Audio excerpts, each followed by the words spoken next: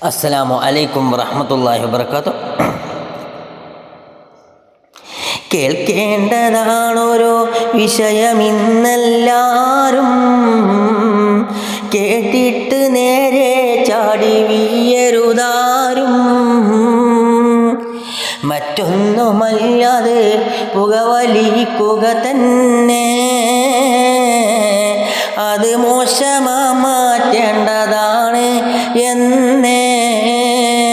പറയുന്ന പക്ഷം സാരമില്ലൊരു ബീഡിയ, നോക്കുന്ന പക്ഷം അഫത്തുണ്ടൊരു കോടിയ.